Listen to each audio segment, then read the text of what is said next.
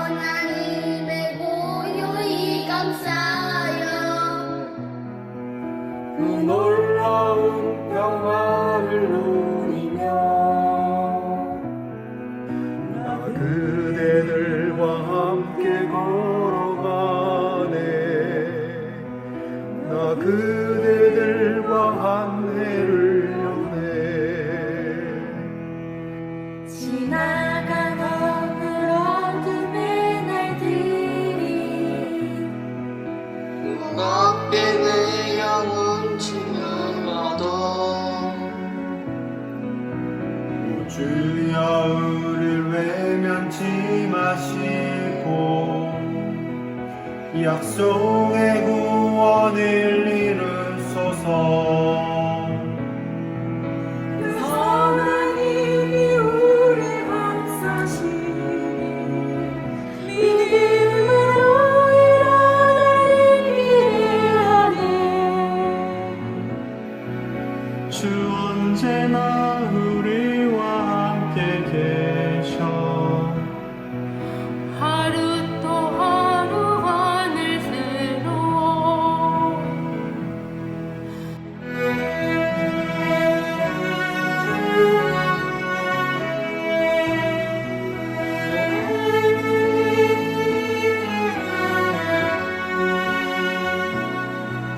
그 빛에 우리 모두 하나 되어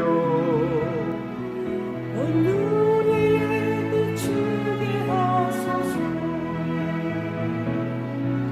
그 손 하나님이 우리를 감싸시니 믿음으로 일어나길 기대하네. 주 언제나 우리와 함께 계셔. 하루 또 하루가 늘 새로워.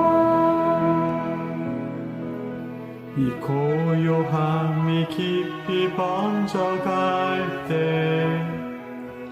저 가슴 벅찬 노래 들리네.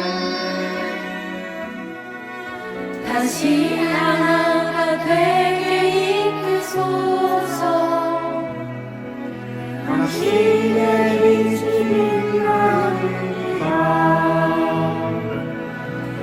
그 손 하나님이 우리 감싸시니 믿음으로 일어날 기대하네.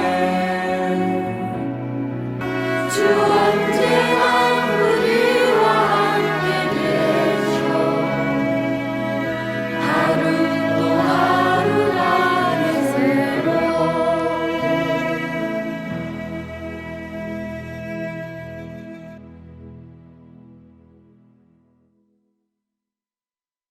이때 예수께서 갈릴리로부터 요단강에 이르러 요한에게 침례를 받으려 하시니 요한이 말려 이르되 내가 당신에게서 침례를 받아야 할 터인데 당신이 내게로 오시나이까. 예수께서 대답하여 이르시되 이제 허락하라. 우리가 이와 같이 하여 모든 의를 이루는 것이 합당하니라 하시니 이에 요한이 허락하는지라. 예수께서 침례를 받으시고 곧 물에서 올라오실새 하늘이 열리고 하나님의 성령이 비둘기같이 내려 자기 위에 임하심을 보시더니 우리 다 함께 고백합니다. 하늘로부터 소리가 있어 말씀하시되 이는 내 사랑하는 아들이요 내 기뻐하는 자라 하시니라. 아멘.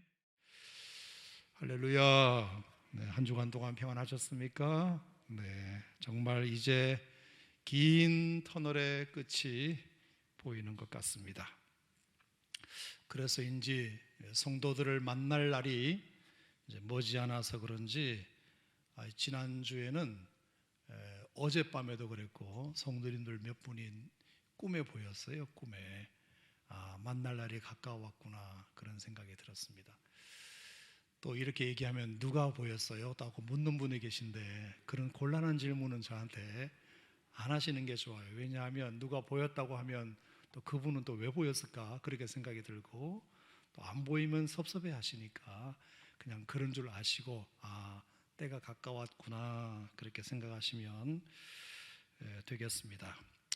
다음 주는 우리가 이제 오프라인을 드디어 열려고 하는데 오늘도 뭐 많이 나오셔서 감사합니다만, 그래서 3월달, 4월달, 5월달 생일자 쿠키도 다음 주에 한꺼번에 드리도록 하겠습니다. 그래서 다음 주에 생일자 일어날 때는 3월달도 일어나시고 4월달도 일어나시고 5월달도 일어나셔서 쿠키 넉넉하게 준비하도록 하겠습니다.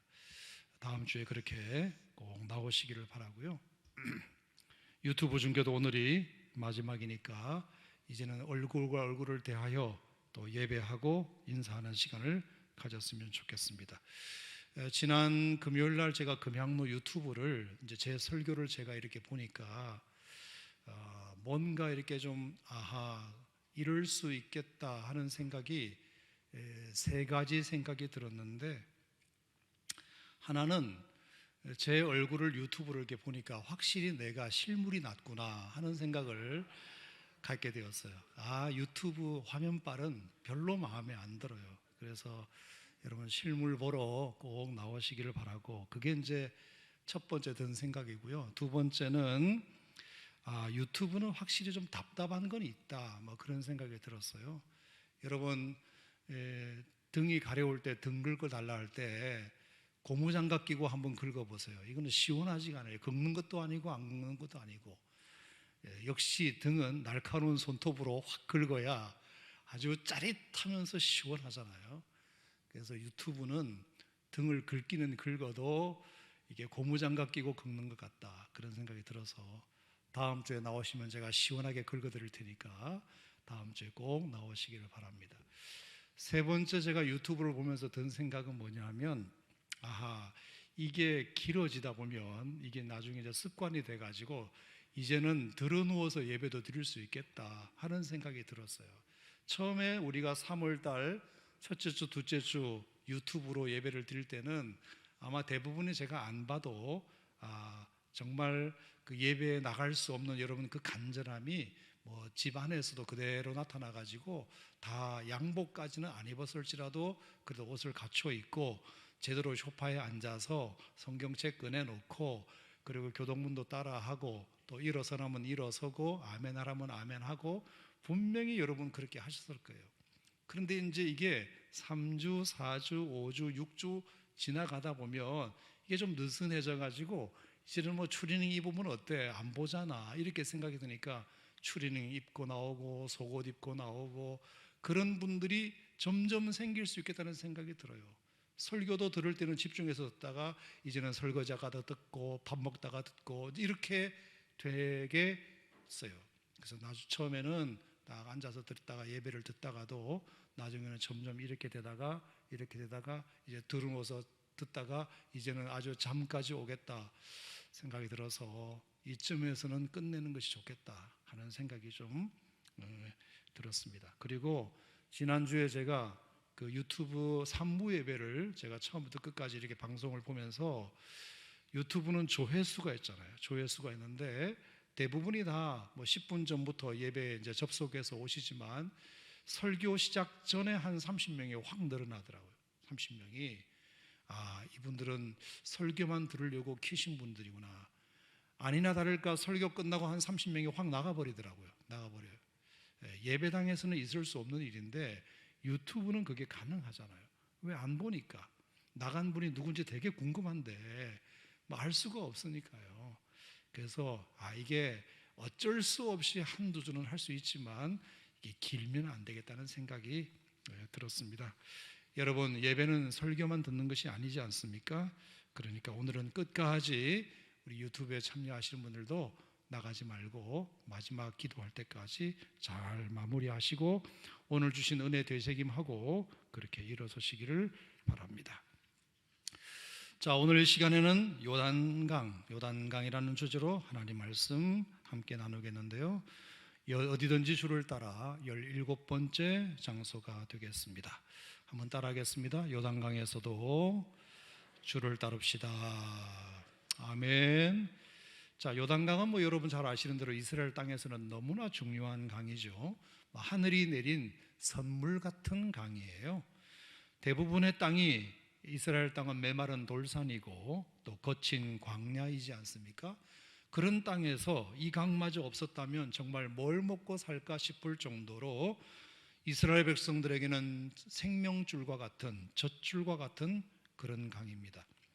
원래 이 강은 저 북쪽 헬몬산에서 내려와 가지고 갈릴리 바다를 거쳐서 이제 사해로 흐르는 강이 맞지만, 우리가 통상 요단강 하면 그냥 갈릴리 바다에서 사해까지를 주로 언급합니다. 강의 길이는 갈릴리에서 사해까지 직선 거리로 100km 정도밖에 안 되지만 실제 강 길이는 300km가 넘어요. 300km가. 그러니까 그만큼 강이 굽이 돌고 돌며 강 주변을 최대한 많이 적시며 여러 땅에다가 혜택을 주며 흐르는 강이라고 보면 될 것 같습니다. 뿐만 아니라 이 강은 남북으로 흐르기 때문에 옛날부터 자연스럽게 이스라엘과 요르단의 경계를 이루기도 했어요. 그래서 옆나라 이름이 요르단이잖아요. 이 요르단이라는 것도 왼쪽에 요단강이 흐른다고 해서 그 나라 이름을 요르단이라고 지을 정도로 이 요단강은 이스라엘과 요르단의 굉장히 중요한 젖줄과 같은 강이에요. 자, 그렇다면 왜 우리는 오늘 이 요단강에 관심을 가져야 할까? 우리나라에도 한강, 낙동강, 섬진강, 영산강이 있고 아름다운 오산천도 있는데 대체 요단강이 우리와 무슨 상관이 있다고 그러는 걸까? 설명을 잠깐 드리면, 여러분, 우리가 문둥병으로 고생했던 아람 나라의 장군 나아만을 여러분 기억하시잖아요. 그가 큰 마음 먹고 문둥병을 고쳐보려고 먼 나라 이스라엘의 엘리사를 찾아갔는데, 그 엘리사가 자기를 반갑게 맞아주거나 또 안수기도 해주기는커녕 종을 시켜서 요단강에 가서 7번 목욕이나 하고 가라는 말에 이 아람 나라 장군 나아만이 너무 화가 나가지고, 아니 내가 내 몸을 강에 담고 고쳐질 것 같으면 우리나라에도 더 좋은 강이 많지, 왜 굳이 남의 나라 강에 와서 몸을 담궈야 해? 라고 했지만 결국에는 그 요단강에 몸을 담금으로 그 몸을 치유하고 회복되었듯이, 오늘 우리도 비록 우리나라 강은 아니지만 성경에 나오는 이 요단강이 가지고 있는 아주 특별한 의미가 있으니까 오늘 그 의미를 여러분과 제가 함께 나누면서 여러분들에게도 치유와 회복과 도전의 시간이 되시기를 축복합니다. 자, 결론부터 말씀드린다면 이 요단강은 강 건너기 전 세상과 강 건넌 후 세상과의 완전한 구별을 뜻하는 장소로 성경에 주로 등장하고 있음을 알게 됩니다. 자, 예컨대 성경에 처음 요단이라는 말이 나왔던 것이 창세기 13장 10절인데요. 거기에 보면 아브라함과 롯이 헤어지는 장면이 나옵니다. 그 헤어질 때 롯에게 먼저 땅을 선택하라고 아브라함이 기회를 줬는데, 그때 그 롯이 눈을 들어 어디를 바라보느냐 하면 요단강 너머를 바라봅니다. 요단 너머를 바라봐요. 거기에 소돔과 고모라가 있었거든요. 너무 그것이 좋아 보였어요. 그래서 그 요단강 넘어 있는 소돔과 고모라를 내가 선택하겠습니다 해가지고 그때부터 롯은 삼촌 아브라함과 결별하게 돼요. 헤어지게 돼요. 자기 눈에 보기 좋았던 그 망할 길로 롯은 영원히 떠난 것입니다.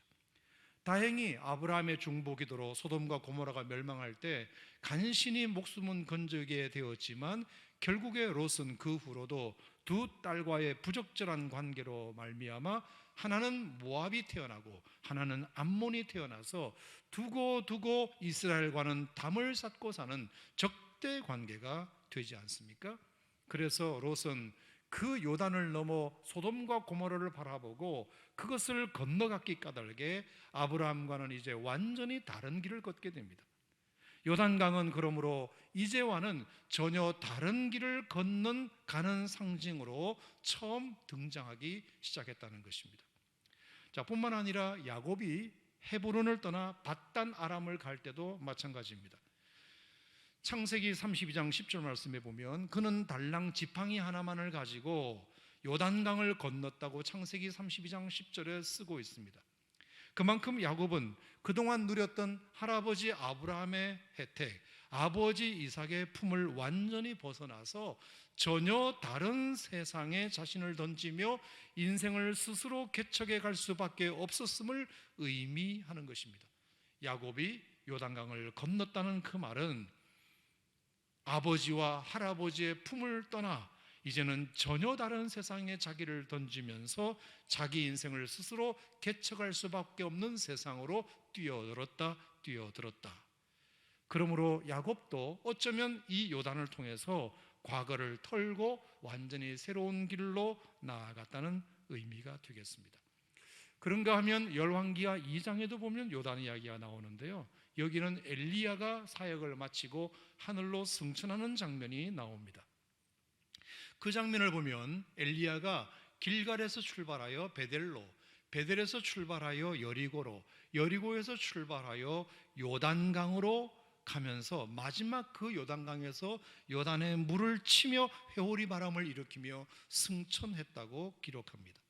자, 엘리야가 요단강에서 승천했다. 그래서 그때부터 이 세상 사람들이 사명을 끝내고 하늘로 가는 것을 두고 요단강 건너간다는 말이 생겼습니다.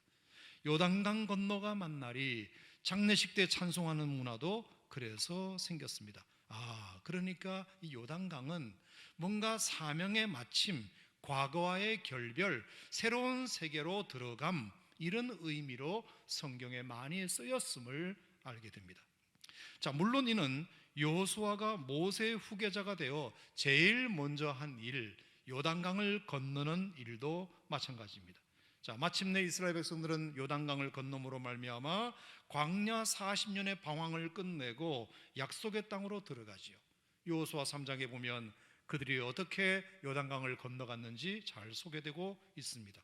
먼저 여호수아는 이스라엘 백성들을 성결하게 합니다. 그리고는 언약궤를 맨 제사장들을 제일 선두에 세워서 믿음으로 그 발을 내딛게 합니다.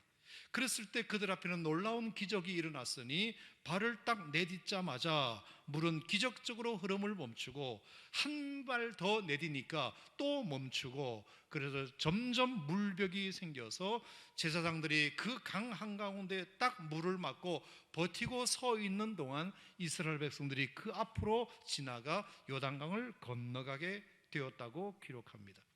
그러니 이 역시도 의미가 있습니다. 바로 그 요단강은 요단강을 건너기 전 세상과의 완전한 결별, 그리고 이제는 물 건너온 이곳만을 생각하며 살겠다는 위대한 결단의 장소, 그것이 성경에 기록된 요단강의 용례입니다. 여러분, 말이야 바른 말이지, 물 건너기 전 그들의 광야 40년은 어땠습니까? 하나님의 은혜는 날마다 넘쳤지만 언제나 그들은 원망과 불평으로 점철된 여정이 40년이었습니다. 특히 그 40년 중에 37년 6개월의 가데스 바네아스의 생활은 오직 돌고 돌기만 하며 이리 가지도 못하고 저리 가지도 못하고 나아가지도 못하고 물러가지도 못하며 방황만 했던 기간이 37년 6개월 가데스 바네아였습니다. 자, 하지만 그들이 이제 명실공히 요단강을 건너므로 더 이상 그 광야 40년의 불평과 원망을 하지 말고 하나님의 은혜를 누려라. 이제는 더 이상 방황하지 말고 하나님께 붙들려 복된 삶을 살라는 증표로 그들을 일부러 요단강을 건너게 했다는 것입니다. 여러분, 제가 여러 번 말씀을 드렸습니다. 이 히브리라는 이 민족의 이름은 아바라는 단어에서 나왔다고 말씀드렸습니다. 이 아바르는 건너다, 그런 뜻입니다. 이 건너다의 수동형으로 바꾸면 이브리가 됩니다. 물 건너온 사람, 건너온 사람. 이 이브리가 히브리가 되었습니다. 그래서 유대인 민족을 히브리 민족이라고 이름하게 되었습니다. 히브리인은 물 건너온 사람들이라는 뜻입니다. 여러분, 물 건너왔다는 말은 어떤 의미로 많이 쓰나요? 일이 끝났을 때, 이제는 더 이상 가망성이 없을 때 물 건너갔어, 물 건너가서 입에 끝이야, 그런 얘기를 우리도 지금 쓰고 있지 않습니까? 바로 그 의미입니다. 물을 건넜다는 말은 이제 물 건너기 전 세상과 물 건너온 이 세상과는 완전히 다르다, 구별되었다, 결별했다는 뜻입니다. 그러니까 이는 아브라함이 처음 부르심을 받고 하란을 떠나 유브라데스 강을 건넜을 때부터 그 풍요로운 땅 메소포타미아의 화려함과 완전히 결별했음을 그들 스스로도 자랑스럽게 여기는 이름이 되었다는 뜻입니다. 왜? 그들이 히브리 민족이라고 스스로 불렀으니까요. 다시는 그리로 돌아가지 않겠다는 뜻이 되어버린 것입니다. 하나님 부르신 이곳에서 이제는 내가 먹든지 마시든지 살든지 죽든지 하나님과 함께 살아보겠다는 그런 결단이 그들이 물을 건너므로 하게 되었다는 것입니다. 여러분, 홍해를 건넌 것도 마찬가지입니다. 430년 애굽의 노예 생활을 이제는 청산해라는 뜻입니다. 고기가 마 곁에서 입에 풀칠이나 하며 지냈던 세상적 삶을 이제는 청산해라는 뜻입니다. 이제는 하나님과 함께 광야로 나가서 하나님이 너희들을 직접 어떻게 먹이시는지, 어떻게 입히시는지, 어떻게 돌보시는지, 어떻게 인도하시는지를 직접 경험하는 삶을 시작해보거라. 이것이 그들이 홍해를 건넜다는 의미입니다. 너희들은 이제 노예가 아니라 자유인이야. 떡으로만 사는 자가 아니라 하나님의 말씀으로 살아갈 자야. 이것을 분명히 하시기 위하여 이스라엘 백성들을 굳이 홍해를 건너게 하셨습니다. 물을 건너게 하셨습니다. 이것은 뭐냐? 홍해의 도하를 통하여 애굽과의 확실한 선긋기를 하라는 그런 뜻으로 하나님은 물을 건너게 하셨다. 그래서 오죽하면 고린도전서 10장에 보면 그것을 침례로까지 표현했을까요? 형제들아, 나는 너희가 알지 못하기를 원하지 아니하노니 우리 조상들이 다 구름 아래에 있고 바다 가운데로 지나며 모세에게 속하여 구름과 바다에서 침례를 받았다. 자, 그들이 홍해 바다를 지나는 그 장면을 사도 바울은 그 민족이 침례받은 것으로 해석하고 있습니다. 여러분, 그러니까 침례의 의미도 똑같다는 의미입니다. 물을 건너는 것과 같다는 의미입니다. 여러분, 침례는 왜 받습니까? 마음으로 예수 믿으면 됐지 굳이 왜 우리가 침례를 받아야 하죠? 침례는 우선 예수님이 명령하셨기 때문이죠. 어디에 그게 나오나요? 마태복음 28장 19절에 보면 너희는 가서 모든 족속으로 제자를 삼아 아버지와 아들과 성령의 이름으로 침례를 베풀어라. 그러므로 그리스도인이 된 후 제일 첫 번째 보여야 할 순종은 성부와 성자와 성령의 이름으로 침례를 받는 것입니다. 그것이 예수님의 명령이기 때문에 받습니다. 청춘 남녀 두 사람이 서로 사랑하고 부부되기로 약속했으면 반드시 결혼식을 통해서 가족에게도 친지에게도 우인들에게도 교우들에게도 우리 부부 됐다고 축하해달라고 기도해달라고 공식적으로 결혼식을 통하여 알리듯이 침례 역시도 이제 나 여러분 예수 믿게 되었어요라고 공식적으로 선포하는 것이 침례식입니다. 그런데도 내가 예수는 믿지만 침례식은 너무 싫어, 창피해, 번거로워 라고 한다면 나 저 사람과 부부가 되고 싶지만 결혼식은 싫어, 창피해, 번거로워 하는 것과 같은 것입니다. 그 사랑과 그 믿음의 진위를 의심받아 마땅한 것입니다. 그래서 우리가 침례를 받습니다. 하지만 침례에 더 중요한 의미가 있습니다. 그것은 죄인 한 사람이 예수를 구주와 주님으로 믿고 영접함으로써 이제 내가 죄에 대해서는 완전히 죽고 의에 대해서는 완전히 새 사람이 되었다는 것을 선포하는 것이 더 중요한 의미입니다. 십자가에서 예수님이 죄짐을 지고 죽으실 때 나도 거기에 달려 죽었다고 고백하는 자리가 침례의 자리입니다. 물의 몸을 완전히 잠그는 의미가 바로 그래서 물의 몸을 완전히 잠그는 것도 바로 그래서 하는 것입니다. 그 잠깐의 시간이지만 머리를 완전히 잠금으로 말미암아 귀찮지만 번거롭지만 창피하지만 그 시간을 통하여 죽음을 간접적으로라도 한번 경험해 보는 것입니다. 저희가 2년 전에 이스라엘의 성지순례 갔을 때 요단강에서 침례를 베풀었습니다. 리마인드 침례식. 다 물에 완전히 다 잠궜습니다. 다. 이게 나의 옛자가 이제 예수님으로 말미암아 죽었다는 것을 선포하는 거잖아요. 나는 이제 죽은 존재야. 나는 이제 끝이야. 이걸 선포하는 거거든요. 그리고 나서 이제 물에서 다시 나옴으로 말미암아 이제는 이전에 내가 가졌던 육적 생명이 아니라 영적 생명으로 다시 태어났음을 선포하는 것이에요. 그리스도의 부활과 함께 거듭났음을 선포하는 것이에요. 그래서 우리 집사님들이 물에서 올라올 때 얼마나 좋아하셨는지 할렐루야. 예, 그렇게들 다들 좋아하셨던 사진을 오래간만에 보니까 참 새로웠어요. 예, 새로웠어요. 여러분, 이것이 침례입니다. 자, 이게 이제 로마서 6장에 나오는데요. 우리 다 같이 한번 읽어보겠습니다. 시작. 그러므로 우리가 그의 죽으심과 합하여 침례를 받음으로 그와 함께 장사되었나니 이는 아버지의 영광으로 말미암아 그리스도를 죽은 자 가운데서 살리심과 같이 우리도 또한 새 생명 가운데서 행하게 하려 하심이라. 아멘. 이것이 침례든 세례든 정확한 의미가 되겠습니다. 자, 그렇다면 오늘 본문에 예수님께서 요단강에서 침례를 받으신 장면도 쉽게 이해할 수 있습니다. 자, 어느 날 예수님이 갈릴리로부터 요단강에 이르셨습니다. 아마도 이것은 광야에서의 40일 금식기도 일정까지 포함하여 50일은 넘게 고향을 떠나오신 첫 여행이셨을 텐데, 요단강에서 침례를 베푸는 그 요한의 모습을 보시고는 나에게도 침례를 베풀어 달라고 부탁하시게 됩니다. 그러자 요한이 깜짝 놀라면서, 아니 어떻게, 제가 예수님에게 침례를 받아야 되는데 어떻게 감히 제가 예수님에게 침례를 베풀 수 있나요? 라고 당황해합니다. 그러자 예수님께서 하신 말씀이 뭐냐 하면, 허락하라, 우리가 이와 같이 해야 모든 의를 이루는 것이다, 모든 의를 이루는 것이다 라고 말씀하셨더니 요한이 그 말에 두말 없이 예수님에게 침례를 베푸는 모습입니다.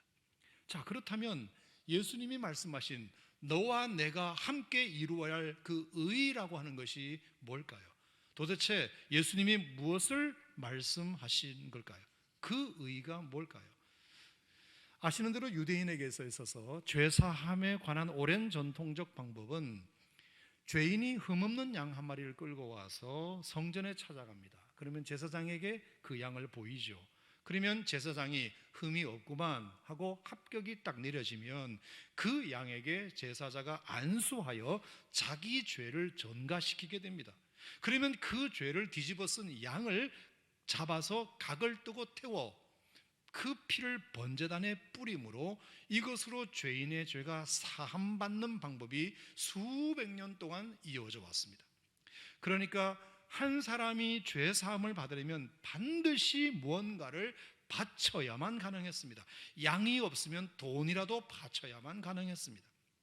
그러다 보니 죄 사함의 권한을 가진 제사장들에게는 그것이 짭짤한 수입이 되어 좋아했겠지요.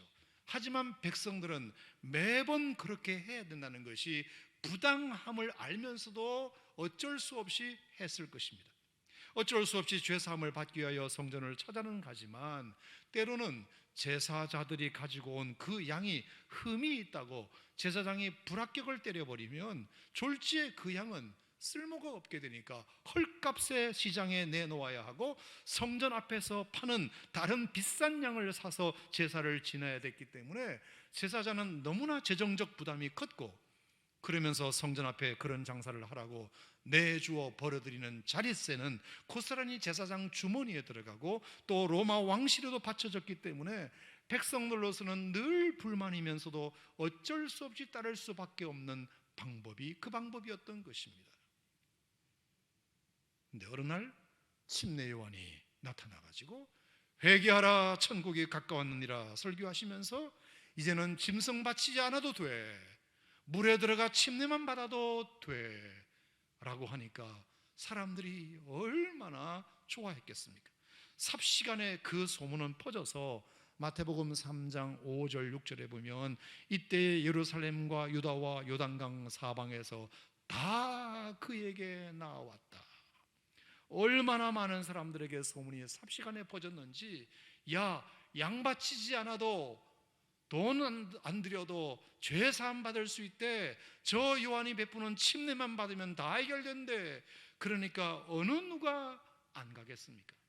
그러니까 수많은 사람들이 침례 요한에게로 침례 받으려 나온 것입니다. 게다가 짐승 바쳐 회개할 때보다 더 진지하게 자기들의 죄를 자복했다고 6절에 기록되어 있습니다. 자기들의 죄를 자복하고 이제는 양에게 죄를 뒤집어 씌우는 것이 아니라 하나님 앞에 내 죄를 고백하고 내가 죽을 죄를 지었습니다.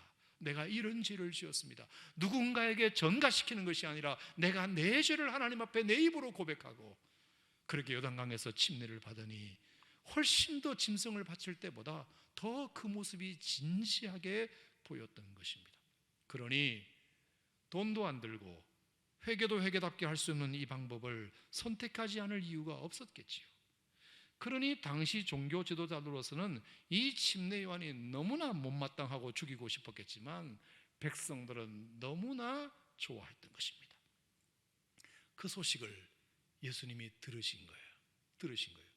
듣고는 저 침례 요한의 방법에 내가 앞으로 행할 구원의 방법 십자가 사역을 보태면 정확히 인류 구원을 완성하실 수 있음을 아시고는 요한을 찾아가신 것입니다. 요한아, 그 침례를 나에게도 베풀어 달라. 그리고 내가 이제 3년 뒤에 얼마 지나지 않아서 십자가를 지게 될 건데, 세상죄를 지고 가게 될 텐데, 이것을 통해서 나의 내용과 너의 방법을 통해서 우리의 구원, 우리의 의를 이루는 것이 합당하다고 이렇게 생각한다. 그래서 침례 요한이 그 말을 알아듣고 침례를 베풀었다는 것입니다. 방법은 침례 방법을 쓰되 앞으로 내가 십자가에 달려 인류를 위한 영원한 속죄물이 된다면 이제는 죄인이 무엇을 죽여서 죄사함을 받는 것이 아니라 나 예수와 함께 십자가에서 자기가 함께 죽어 옛자를 버릴 수 있다면 그것이 진정 구원의 길이요 새 사람이 되는 하나님의 의임을 말씀하시게 된 것입니다. 믿으시면 아멘. 여러분, 이와 같은 놀라운 주님의 사역으로 우리가 오늘 이 시간 구원받은 백성이 될 수 있었던 것입니다. 자, 그렇다면 여러분에게 한 번쯤 묻겠습니다. 여러분 모두가 다 세례 받으셨지요? 여러분 모두가 다 침례 받으셨지요? 성부와 성자와 성령의 이름으로 다 침례를 받으셨지요? 자, 그러면 이 질문에 아멘 하셔야 됩니다. 여러분들은 그 침례와 세례를 통해서 얼마나 정말 새로운 피조물이 되셨습니까? 여러분의 옛자를 십자가에 못 박았습니까? 여러분 삶의 새 주인이 하나님이 되셨습니까? 하나님이 여러분의 영적 아버지가 되셨습니까? 성령이 여러분들을 다스리는 새로운 왕이 되셨습니까? 아멘 하시기 바랍니다. 아멘 하시기 바랍니다. 침례는 세상적 가치관만이 내 삶의 전부인 줄 알았던 삶을 접고 이제는 세상 나라의 일이 나의 부업이고 하나님 나라의 일이 나의 본업이라고 자신 있게 고백할 수 있는 그 기회, 그 계기가 바로 침례 받는 그 순간입니다. 내가 주인 삼은 모든 것 내려놓고 내 주 대신 주 앞에 나와 내가 사랑했던 모든 것 내려놓고 주님만 사랑해 라고 고백할 수 있는 그 사건, 그 계기, 그것이 세례든 침례든 우리가 받는 그 순간에 해야 할 고백입니다. 그래야 그 침례와 세례가 여러분에게 가치가 있는 것입니다. 여러분, 결국 요단강은 과거의 삶으로부터 결별하고 새로운 삶의 태도를 가지고 새로운 삶의 가치관을 가지고 요단강을 건넌 자들은 이제 그렇게 살아야 하듯이 예수님께서 요단강에서 침례를 받으심으로 말미암아 오늘 침례받는 우리들에게도 그 침례가 우리의 영적 요단강이 되어 내가 침례받기 전에는 내가 이렇게 살았다 하더라도 침례받은 이유는 요단강을 건넌 사람들이니까, 아멘, 요단강을 건너온 사람들이니까 이제는 방황했던 삶을 청산하고 원망과 불평의 삶을 청산하고 하나님과 함께 약속의 땅 가나안 땅에서 그렇게 살아가기로 결정하는 것, 결단하는 것, 이것이 침례식을 통해서 우리에게 주어져야 한다는 것입니다. 여러분, 침례 받으신 것이 10년 전, 20년 사건일 수 있어서 그 기억이 가물가물할지라도 그 의미가 있었다는 사실만큼은 절대로 잊지 않기를 주님의 이름으로 축원합니다. 만약에 너무 오래전에 내가 세례를 받아서 심지어 유아 세례 때 받아가지고 내가 아무 기억이 없다 하시는 분들을 위해서 제가 한 가지만 더 보탠다면, 신앙생활이라는 게 너무 오래 하다 보면 매너리즘에 빠질 수도 있으니까요. 그 고백이 희미해질 수도 있고 그 기억이 가물가물해질 수도 있으니까요. 첫 마음은 강하게 먹어도 인간이라고 하는 것이 얼마 지나지 않아서 그 마음이 약해질 수 있으니까요. 자, 그럴 때 또 한 번 요단강을 건너는 경험, 침례를 받는 경험과 똑같은 경험을 할 수 있는 기회가 또 한 번 더 있어요. 그게 뭔지 아세요? 그게 바로 고난을 경험할 때예요. 고난을, 실패를 맛볼 때예요. 내가 원치 않는 질병으로 말미암아 죽음의 두려움 가운데 엄습할 때, 그때가 다시 한번 침례받는 기분으로, 요단강 건너는 기분으로 다시 한번 내 삶을 돌아보고 새 삶을 설계할 수 있는 기회가, 고난을 받을 때, 실패를 당할 때, 죽음의 두려움이 엄습해 올 때, 그때가 바로 또 기회가 될 수 있어요. 자, 여러분이 뭐 아시는지는 모르겠지만 1942년 11월 28일 토요일 날 미국 보스턴에 있는 어느 나이트클럽에서 엄청난 화재가 일어났어요. 무려 490명이나 죽었대요. 490명, 500명 가까이 질식해서 죽었어요. 그때 용케도 구조받은 사람이 200명 정도 되는데, 세상에 무슨 나이트클럽에서 그렇게 많은 사람들이 죽냐, 저렇게 많은 사람들이 그날 밤 춤을 추고 있었던 거예요. 정말 노세 젊어서 노세, 늙어지면 못 노나니, 이런 마음으로 그날 밤을 얼마나 활락하며 즐겼는지 몰라요. 그런데 갑작스러운 화재로 490명이 죽어나가고, 정말 불행 중 다행으로 200명이 살아남아서 그들이 살게 되었는데, 어떤 정신과 의사가 그 200명 중에 100명을 접촉하여 수십 년 동안 어떻게 삶이 변했는지를 추적해 보았대요. 그랬더니 85%의 생존자들이 동일한 고백을 한 것이 뭐냐, 죽을 뻔했던 그날의 경험이 내게는 다시 새 삶을 살게 하는 출발점이 되었다고 고백했대요. 죽을 뻔했던 나의 경험이, 그날의 경험이 다시 내가 새 삶을 살게 하는 출발점이 되었다. 그러니 우리가 예수 믿고 구원받아 요단강을 건너는 것처럼 침례 받을 때 나의 모든 죄를 다 도말시키고 십자가의 그리스도와 함께 내가 완전히 죽고 이제 새 사람이 되는 그 순간에 나의 모든 삶을 청산하고 새로운 삶을 시작하는 출발점이 되는 것은 너무나 당연하지만, 그 기억이 너무 오래전이라 가물가물하시다면 한 번 더 여러분들에게 기회가 있으니, 그게 바로 죽음의 위기를 사람이 경험할 때, 너무나 엄청난 고난이 직면할 때, 그리고 엄청난 실패를 맛보았을 때, 그때도 다시 한번 요단강을 건널 수 있는 그런 경험을 하실 수 있어요. 내 삶 속에서 일어나는 극심한 고난, 나를 좌절시킨 실패들, 원치 않는 질병의 고통으로 인한 죽음의 공포들, 우리가 이것을 통해서라도 다시 우리의 연약함을 배우고 하나님 앞에서의 무능을 고백하고 전능하신 하나님을 더 붙잡는 기회가 될 수 있다면, 절대로 그 고난의 요단강은 여러분들에게 유의미한 고난이 될 줄로 믿습니다. 유익을 주는 선물이 될 줄 믿습니다. 자, 이제 우리나라도 코로나 사태가 진정 국면에 들어가고 있습니다. 많은 희생자가 발생한 것은 너무나 안타깝지만, 2달 넘게 우리는 보이지도 않는 바이러스의 공격에 죽음의 공포까지 느낄 정도로 떨어야 했지만, 이제는 이 코로나 공포가 지나가는 것이 중요한 게 아니라, 넘기는 것이 중요한 것이 아니라, 뭔가 이것도 우리 민족에게, 이 땅 백성들에게, 그리고 나에게 주시는 요단강의 경험이라고 생각하고, 우리가 뭔가 청산할 것이 있으면 청산하고, 버려버려야 될 나쁜 습관이 있으면 버려버리고, 그리고 뭔가 새로운 삶을 시작하는 결단이 돼야 이 코로나가 앞으로 또 와도 이것이 우리에게 의미가 있지, 그냥 옛날 일로 치부해버리면, 빨리 지나가기만 하라고 얘기한다면, 이 엄청난 인류의 불행 사건을 통해서 인류는 아무것도 얻지 못하는, 유익을 얻지 못하는 그런 불행한 일만 될 수 있다고 봐요. 우리가 얼마나 연약한 존재인지, 보이지도 않는 바이러스 앞에서 아무런 맥도 못 추는 얼마나 무지하고 어리석은 존재인지, 우리의 평범한 일상은 한순간에도 무너질 수 있고, 돈이 있어도 살 물건이 없을 수 있으며, 똑똑하고 잘난 저 미국과 유럽의 나라들과 일본이 오히려 덜 잘 사는 우리보다 더 맥을 못 출 수 있음도 알아야 돼요. 많이 가진 것, 부유한 것, 선진국으로 사는 것, 그것이 어떤 의미에서는 아무런 의미가 없을 수 있다는 사실을 알아야 돼요. 신앙적으로는 어떤 것을 알아야 될까요?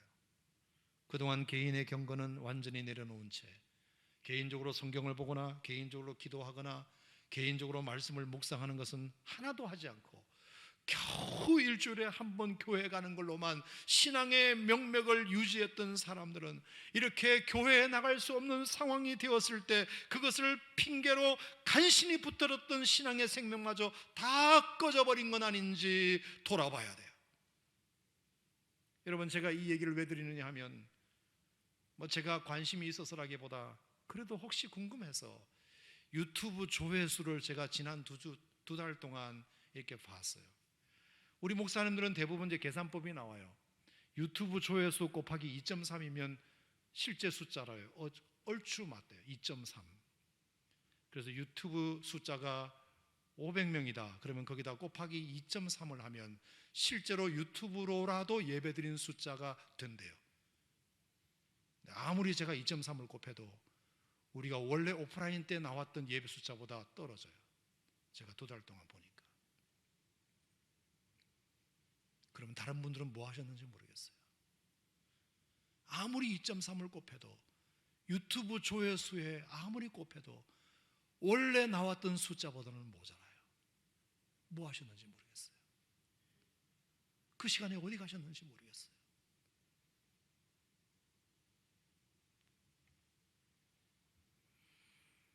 개인적 경건은 생활은 하나도 하지 아니하고 겨우 주일만 예배를 붙드는 것, 주일날 그냥 한번 나왔다 가는 것, 그것만으로 내 신앙을 유지하고 있었던 분들은 이럴 때 증명이 드러나요. 증거가 드러나요. 내가 신앙생활을 너무 헛했구나. 교회 안 가니까 완전히 퍼질러졌구나. 영적인 인공호흡기라도 빨리 돼야 돼요. 다시 생명을 살려야 돼요. 아멘. 그 생명을 살려야 돼요. 저는 다음 주에 보겠어요. 과연 우리의 믿음이 두 달 동안 정상적으로 유지되고 있었는지, 이 깊은 요단강을 지나면서 우리가 정말 많은 것들을 돌아보고 많은 것들을 깨닫고, 내가 신앙생활을 했지만 완전히 가짜였구나, 교회 안 나가니까 내 신앙도 완전히 다 무너졌구나, 이것을 절절하게 느끼고 과거의 삶을 청산하고 다시 새로운 삶을 시작하는 요단강이 되기를 축복합니다. 이 코로나도 여러분의 요단강이 될 수 있어요. 주여, 이전에 나약하고 세속적이었던 나의 믿음을 용서하여 주시고 이 코로나의 일상이 무너지듯이 나의 신앙마저 무너졌음을 보았사오니 다시 정신 차려 주님 붙드는 기회가 되게 하여 주시옵소서. 이 못된 습관을 고쳐 주시옵소서. 이 나약함을 이기게 하여 주시옵소서. 나의 이 흔들리는 신앙을 붙잡아 주시옵소서. 기도해야 될 줄로 믿습니다.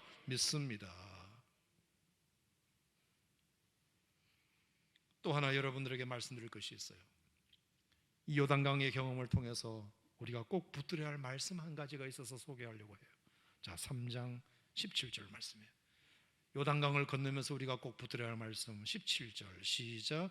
하늘로부터 소리가 있어 말씀하시되 이는 내 사랑하는 아들이요 내 기뻐하는 자라 하시니라.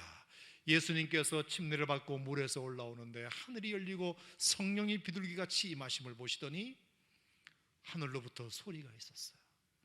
침례 받고 올라오는 그 아들 예수를 향하여 이는 내 사랑하는 아들이요 내 기뻐하는 자라, 그렇게 말씀하셨어요.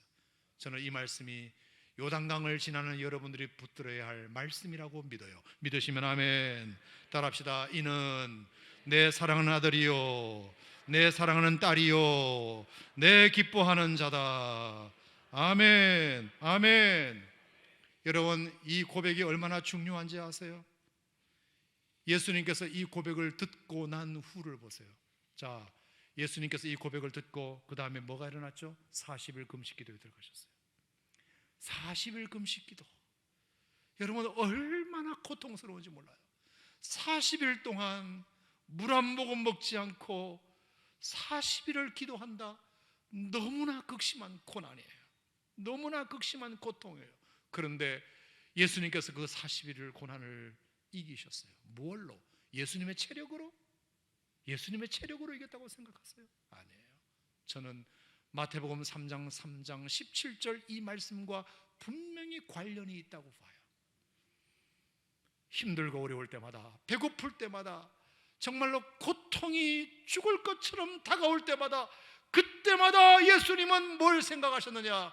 내가 침례받고 물에서 올라올 때 하늘 아버지가 내게 해주셨던 말씀, 이는 내 사랑하는 아들이요 내 기뻐하는 자다. 이는 내 사랑하는 아들이요 내 기뻐하는 자다.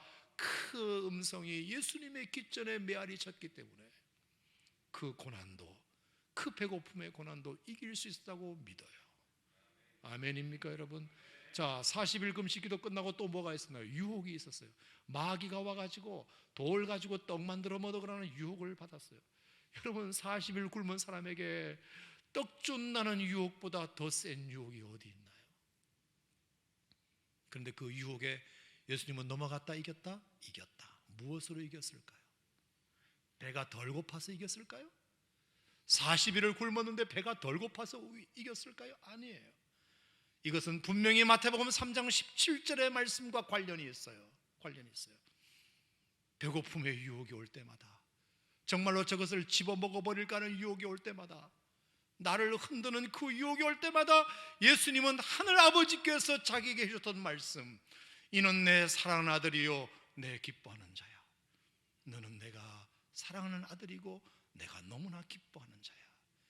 이 말씀이 그의 귓전에 울렸기 때문에 유혹도 이길 수 있었다고 믿어요. 우리도 마찬가지예요. 우리가 고난을 이기는 방법은 다른 것 없어요. 체력을 비추기 위해서 이기는 것도 아니에요. 유혹을 이기는 방법 다른 것 없어요. 오늘 예수님께서 침례받고 올라오실 때 하늘 아버지께서 하늘 문을 열고 해주셨던 말씀 뭐죠? 이는 내 사랑하는 아들이요 내 사랑하는 딸이요 내가 기뻐하는 자다. 여러분 가슴에 손을 얹고 여러분에게 주시는 하나님의 음성을 새겨보세요. 하나님이 오늘도 여러분에게 말씀하고 계세요. 여러분을 향하여 이렇게 말씀하고 계세요. 사랑하는 아들아, 사랑하는 딸아, 이는 내 사랑하는 아들이요 내 기뻐하는 자다. 네가 잘하든지 못하든지 순종하든지 안 하든지 어떤 상황에 있든지 나는 너를 사랑해, 나는 너를 기뻐해. 이것이 여러분 마음속에 딱 자리하고 있으면요, 고난도 이길 수 있고요, 유혹도 이길 수 있고요, 요단강을 쉽게 건너가게 될 줄 믿습니다. 아멘. 분명히 앞으로도 여러분에게는 요단강이 있을 거예요. 과감히 발을 내딛는 믿음의 결단이 필요할 때가 있을 거예요. 과거를 청산하고 새 삶을 시작해야 될 때가 있을 거예요. 다시 하나님 들려주신 음성이 필요할 때가 있을 거예요. 그것이 요단인데 여러분에게 그런 요단이 찾아올 때 두려워하지 마세요. 하나님께서 물벽을 만들어 주셔서 언약궤를 메고 앞선 제사장들이 물벽을 만들어 놓은 그 길로 우리가 믿음으로 나아가면 넘실대는 요단강도 건너갈 줄 믿습니다. 뿐만 아니라 요단강의 경험이 여러분에게 있을 때 꼭 기억하세요. 내가 이것을 통해서 내가 청산해야 할 과거는 없는가? 내가 버려봐야 할 습관은 없는가? 이 고난의 시기를 통하여, 이 죽음의 위협을 통하여, 이 실패의 자리를 통하여 내가 이전의 삶과 이후의 삶을 뭔가 달라지게 만들어야 될 것은 없는가? 반드시 생각해야 돼요. 그래야 그 고난도 의미가 있어요. 빨리 지나가기만 해라, 빨리 지나가기만 해라. 그러면 인간은 망각의 동물이기 때문에 금방 잊어버려요. 그리고 똑같이 그 일을 반복하게 되어 있어요. 그리고 요단을 건널 때마다 꼭 기억하세요. 하나님의 음성, 이는 내 사랑하는 아들이요 내 기뻐하는 자다, 내 기뻐하는 자다. 요단강은 믿음의 결단이 필요한 장소, 과거를 청산해야 될 장소, 새 삶을 시작하는 장소, 하나님의 음성을 붙들어야 할 장소. 오늘 여러분이 혹시 예배를 드리며 설교 듣는 여러분들에게 목사님, 제가 지금 요단강에 있나 봐요. 그러신 분이 있다면 오늘 여러분들에게 주신 이 말씀을 꼭 기억하시고 믿음으로 건너시기를 축복합니다. 그리고 뭔가 끊어버려야 할 습관이 있다면 끊어버리는 기회가 되기를 축복합니다. 그리고 하늘의 음성을 붙드시기를 축복합니다. 아멘입니까? 아멘. 아멘입니까 여러분? 요단을 지나가는 것이 중요한 것이 아니라 어디로 가느냐, 그것이 하나님의 품이냐 아니냐, 옛 습관을 얼마나 끊었느냐, 그리고 내 사랑하는 아들, 내 기뻐하는 자는 확실히 있느냐. 우리가 그것이 있을 때 우리의 삶이 새롭게, 이 요단의 경험을 통하여 새롭게, 광야 40년의 원망과 불평, 광야 40년의 그 방황했던 시절을 끊고 요단을 건너므로 말미암아 이제 하나님의 품에서 정말 다른 삶을 시작할 수 있는 그런 기회가 될 줄 믿습니다. 할렐루야. 기도하겠습니다.